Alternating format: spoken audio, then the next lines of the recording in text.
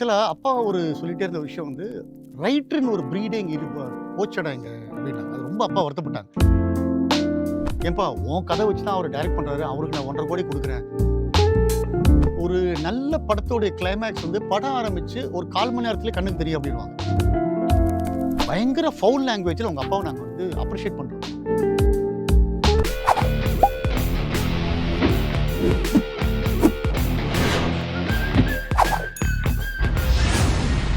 சென்னையில டிமாண்டி காலனி 2 அப்புறம் my dear சிஸ்டர்ன்னு சொல்லிட்டு இப்போ ஒரு அசிஸ்டன்ட்டா ஒர்க் பண்ணிட்டு வந்தேன் சார். சூப்பர். அங்க நான் உள்ள போம்போது, இப்ப இருக்கிற சினிமாவெல்லாம் பார்த்துட்டு போனேன். பார்த்துட்டு உள்ள போம்போது பார்த்தீங்கன்னா, இப்ப பண்ண படங்களும் அதே மாரி தான் பண்ணிட்டுலாம் இருந்தாங்க. அங்க பார்த்தீங்கன்னா, அந்த எம்ஜிஆர் சார் கூட நடிச்சவங்க, அதே மாரி ரஜினி சாரு, அந்த பழைய காலத்து ஆளுங்க எல்லாருமே அங்க ஒர்க் பண்றவங்க ஒரு ஒரு டிபார்ட்மெண்ட்லயும் இருக்காங்க. அவங்க எல்லாருமே என்னைய திடீர்னு நான் இப்ப அசிஸ்டன்ட்னால காஸ்டியூம் பார்த்தீங்கன்னா, காஸ்டியூம் ஆர்ட் டிபார்ட்மெண்ட்டோட அசிஸ்டன்ட்டா ஒர்க் பண்ணிட்டு இருந்தேன். அதனால நான் சுத்திட்டு இருக்கும்போது அவங்க எல்லாத்தையும் பார்த்து அப்பப்ப பிரேக்லலாம் பேசிட்டு இருப்பேன். அவங்க பர்சனலா நீங்க சொன்னதே தான் சொன்னாங்க சார். இது மாரி நாங்க அப்ப ஒர்க் பண்ணும்போது, அந்த குவாலிட்டிங்கிறது ஒண்ணு இருந்துச்சு. எல்லா இதுலயுமே இருக்கும்.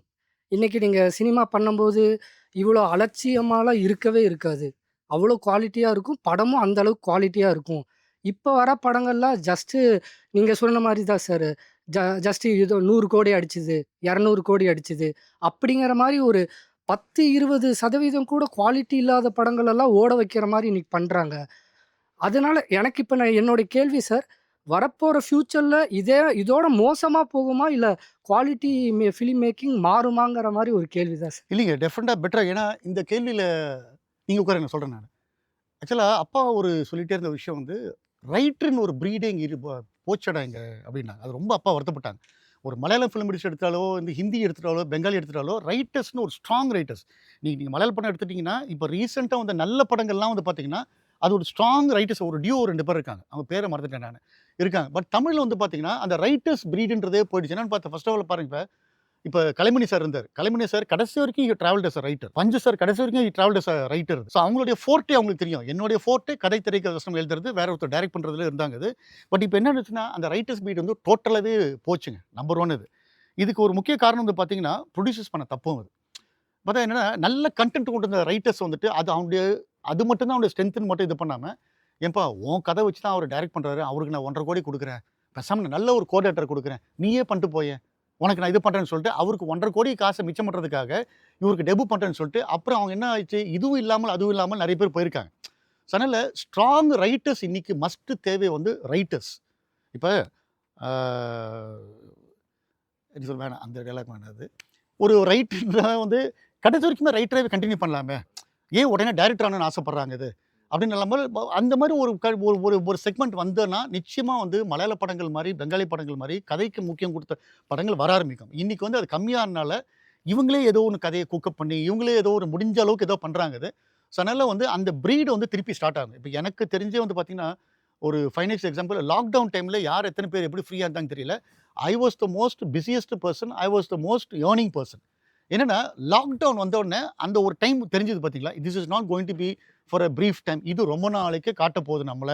ரொம்ப நாளைக்கு வில் பி ஸ்டக்ன்றப்ப எல்லாருக்கும் டிஸ்கரேஜ் பண்ணது என்னன்னா, இந்த நேரத்தில கதை பண்ணி வச்சுப்போம். எனி டைம் அது வெப் சீரிஸா இருக்கட்டும், படமா இருக்கட்டும், வேற சீரியலா இருக்கட்டும், கதை பண்ணி வச்சுட்டோம்னா, எனி டைம் நமக்கு தேவைப்படும்னு சொல்லிட்டு, நான் ஒரு ரைட்டரா Zoom கால்ல daily I was the happening working person. காலையில 7 மணிக்கு ஆரம்பிச்சா, அந்த கதை டிஸ்கஷன். ஏன்னா Zoomன்றப்ப பண்ணி, பண்ணி, பண்ணி, பண்ணி கதை, கதை, கதை, கதை, கதை. ஸோ அந்த லாக்டவுன் ஃபுல்லா நாங்க நெறைய கதை பண்ணி வச்சோம். ஸோ அதனால இப்ப நெறைய டைரக்டர்ஸ்க்குமே என்னன்னா, நம்ம வேற ரைட்டர்ஸ்ட்ட கதை கேட்கலாமேன்ற ஒரு இது வந்திருக்கு.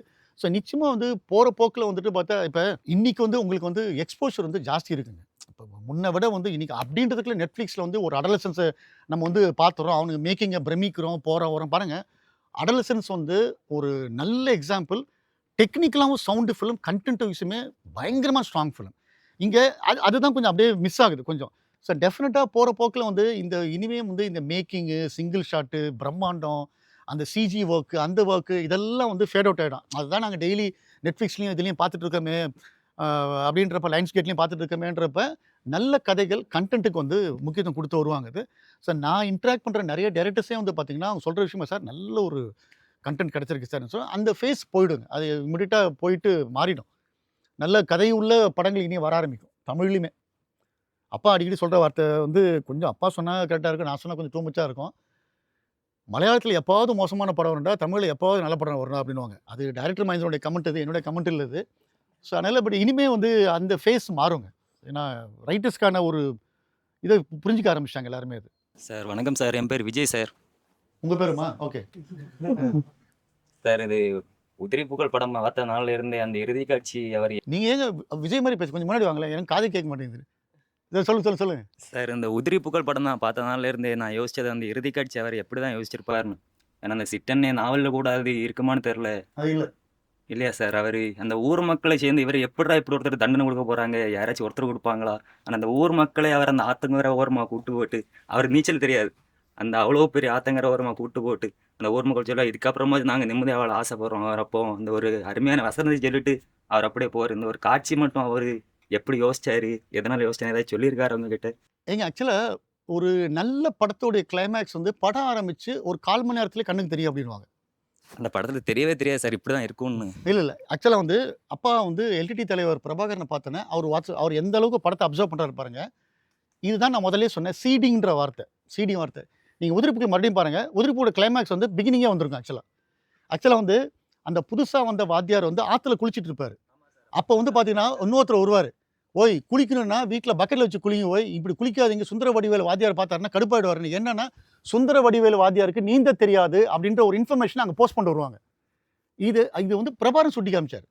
இப்போ எதுக்கு வந்து மகேந்திரன் வந்து இவருக்கு நீந்த தெரியாதுன்ற விஷயத்தை ஞாபகம் வச்சுக்கோன்னு சொல்லிட்டு வராங்கன்னா, இறுதி காட்சி தான் வரப்போகுதுன்னு எனக்கு அப்பவே முடிவு பண்ணிட்டேன். அப்பா சொன்னாங்க, நல்ல படத்தில் உங்களுக்கே தெரியாமல் 1/4 மணி நேரத்தில் படத்தோட கிளைமேக்ஸ் அங்கே இருக்கும், அதுதான் கிளைமேக்ஸ் ரிவீல் ஆகும் அப்படின்ட்டுன்னு. அதில் எல்லாருமே வந்து சுலாகிச்சு சொல்கிற ஒரு டைலாக் வந்து, நான் பண்ண மிகப்பெரிய தப்புலே வந்து இப்போ உங்கள் எல்லாரையும் என்ன மாதிரி மாற்றிட்டேன் அப்படின்வார். ஸோ அந்த மொமெண்ட்டு நீங்கள் அதே மாதிரி நான் உங்களுக்கு முதல்ல சொன்னதுதான், இப்போ நீங்கள் இப்போ வந்து கேட்குறீங்க, அதை பற்றி அவ்வளோ பேசுகிறீங்க அப்படின்னா, அங்கே அந்த குழந்தைங்களுக்கும் அவருக்கும் நடந்த இன்ட்ராக்ஷன் தான். எப்படி வந்து படம் ஃபுல்லாக வந்து ஏற்றுறாரு ஒரு ஒஸ்ட்டு ஒரு ஸ்கூல் வாத்தியார், ஒஸ்ட்டு ஹஸ்பண்டு, ஒஸ்ட்டு வேன் இது, அப்படிப்பட்ட ஒரு ஒஸ்ட்டு கணவன் அப்படின்றப்ப அப்படி அதான் எனக்கு ராஜீவ் சொன்னார், சார் எனக்கு தெரிஞ்ச உலக சினிமாலேயே ஒரு கெட்டவனுக்கு வந்து ஆடியன்ஸ் அழுத ஒரே படம் உதிரிப்பூக்கள் அப்படின்னாரு. கெட்டவனுக்கு அழுத ஒரே படம் உதிரிப்பூக்கள் சார், அப்படியே ஃப்ளிப் பண்ணுறாரு சார் இது சொல்லிட்டு. எனக்கு வந்து மணி சார் பேசும்போது ஒரு நாள் சொன்னார், ஜான் ஃபிலிம் சேம்பரில் வந்து நானும் பிசியும் வந்து உதிரிப்பூக்கள் படம் பார்த்தோம். உங்களுக்கு சென்னை எவ்வளோ தூரம் தெரியாது, அங்கேருந்து ஆலூர்பேட்டில் தான் இவங்க 2 பேர் இருக்காங்க, பிசியும் மணி சாரும். பைக் ஓட்டுறதுக்கு கூட மனசு இல்லாமல் நாங்கள் நடந்து வந்துட்டு இருந்தோம், பைக்கை தள்ளிக்கிட்டு வந்துட்டு இருந்தோம். அந்த டைமில் ஜான் ஆக்சுவலி ஸ்பீக்கிங் பயங்கர ஃபவுல் லாங்குவேஜில் உங்கள் அப்பாவை நாங்கள் வந்து அப்ரிஷியேட் பண்ணிருந்தோம். எங்களால் நல்ல வார்த்தை கிடைக்கல. அதில் ஜான் உதிரிப்பூக்களில் மோஸ்ட் வைலண்ட் ஷாட் உங்களுக்கு தெரியுமா அப்படின்னாரு. இல்லையே சார். ஜான் எனக்கு தெரிஞ்சு அது வந்து காட்ஃபாதரில் கூட கிடையாது. அஸ்வினி இறக்க போகிற டைமில் சாருகாசன் கையில் பாலோடு இது பண்ணிருப்பாரு, மதுமால் இருப்பாங்க, அஞ்சும் ஆஜா ஷெரீஃபும் ஓடி வருவாங்க. அப்போ ஒரு ஷாட்டு கட் பண்ணுறாரு ஜான் மகேந்திரன். எனக்கு என்னன்னா சாவுடான்ற மாதிரி ஒரு shot John. She is singing, she is in lost moments. அது அப்படியே பொண்ணை குழந்தைய பார்த்துட்டு இருக்கா, அம்மா சாக போகிறது கூட தெரியாமல் அஞ்சு வந்து அந்த வலையில் வச்சு விளையாடிட்டு இருக்கோம். எனக்கு வந்து அப்படியே சோக் பண்ணுச்சு. How can you even think of such a shot இது? ஐயோ உங்கள் அம்மா. இதுதான் ஜான் மகேந்திரனுடைய ஒரு மொமெண்ட்னர். ஸோ இது பாருங்கள், இப்போ நீங்கள் இவ்வளோ நாள் கழிச்சு பேசுறதுக்கு காரணம் என்னென்னா, என்னதான் கெட்டவனாக இருந்தாலுமே அவனுக்குள்ள அந்த குழந்தைங்கன்றது ஒரு சாஃப்ட் கார்னர் மெயின்டைன் பண்ணிக்கிட்டே சீடிங் பண்ணிட்டே வந்தனால தான் கிளைமேக்ஸில் இது நடக்க போகுது. அந்த படத்தில் இந்த கேரக்டர்ஸும் சரி, படம் பார்க்குற நம்மளுமே வந்து கண்கலங்கிறதுக்குன்னா அந்த ஸ்க்ரீன் பிளே தான். இதான் சொல்லுவீங்க, அந்த திரைக்கதையை நீங்கள் திருப்பி பார்த்தீங்க அப்படின்னா, ஒரு வாட்டி பார்க்கும்போது வந்து இது எப்படி லேண்ட் ஆனார், ஒரு கெட்டவன் மேலே ஆடியன்ஸ்க்கு சிம்பத்தி வரா மாதிரி எப்படி அந்த மேஜிக் நடந்துச்சு. அது எப்பவுமே நீங்கள் கவனிச்சிங்கன்னா மகேந்திரனுக்கு அது ஒரு கைவந்த வித்தையாக இருக்கும். அப்போ பொடுத்த கிளைமேக்ஸை புரட்டி விட்டுவார். முழுமுடன் அதுதான் உதிரிப்பூக்கள், அதுதான் மெட்டி, அதுதான் எல்லாமே படம் அது. So hi sir, my self Jayakrishnan. I'm an editor. இப்போ ரீசெண்டாக எனக்கு வந்து இங்கே கோயம்புத்தூரில் ஆர்ஜே பாலாஜி சாரோட மூவி ஷூட் நடந்துச்சு. அப்போ ஒரு 1 மந்த் அந்த ஷூட்டில் ட்ராவல் பண்ண டைம் கிடச்சிது. So after the shoot I thought like நம்மளும் ஒரு மூவி எடுக்கணும் அப்படின்னு சொல்லிட்டு எனக்கு ஒரு டக்குனு ஒரு ஸ்பார்க் வந்துச்சு.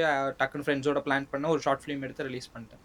ஸோ உங்கள் லைஃப்பில் எந்த மொமெண்ட் உங்களுக்கு வந்து ஒரு டைரக்டர் ஆகணும், உங்களுக்கு ஒரு படம் எடுக்கணும் அப்படின்னு தோணுச்சு? அதான் அப்போ நான் சொன்ன மாதிரி வந்துட்டு எனக்கு இருந்த ஒரு வெரி ஷாலோ நாலேஜுக்கு வந்துட்டு அப்பா மற்றவங்ககிட்ட டிஸ்கஸ் பண்ணி அந்த ஒரு மேஜிக்கும் இருக்கும் பார்த்தீங்களா. ஒரு ஃபிலிம் மேக்கிங்னா என்ன, அப்படி பேசும்போது somewhere you feel like God.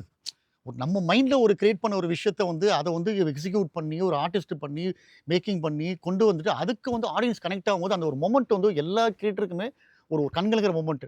அது சம்வேர் அப்பா வீட்டில் பேசி பேசி பேசி சரி நம்மளுக்கும் அப்படி ஒரு மொமெண்ட் வந்தால் நல்லா இருக்குமே அது அப்படின்ற ஒரு ஊந்துதல் தான் அது. ஸோ அதனால் வந்து ஸ்ட்ரைட்டாக நான் அப்பாட்ட பேசுனதுன்னு கிடையாது. அப்போ மற்றவங்ககிட்ட ஷேர் பண்ணுற ஒரு ஒரு மொமெண்ட்டை பேசும்போது நான் சொல்கிறேனே அந்த time I still very strongly remember. என்னதான் படமாக இருந்தாலுமே உதிரிப்பூ ரிலீஸ் ஆன டைமில் எங்கள் வீட்டில் வந்து எக்ஸாஜரேஷனே கிடையாதுங்க, இவ்வளோ குமிஞ்சிருக்கும் போஸ்ட். என்னன்னா அந்த குழந்தை நாங்கள் தத்தெடுத்துக்கிறோம், அந்த குழந்தை ஒரு நாள் எங்கள் வீட்டுக்கு வந்து சாப்பிட கூட்டுவாங்க, அந்த குழந்தைங்க இப்போ எங்கே இருக்காங்க. டிஸ்பைட் ஃபிலிமு அவங்க அடுத்த படத்துக்கு போயிட்டாலுமே ஒரு ஃபிலிம்ன்றது எவ்வளோ இம்பாக்ட் கொடுக்குமா அது.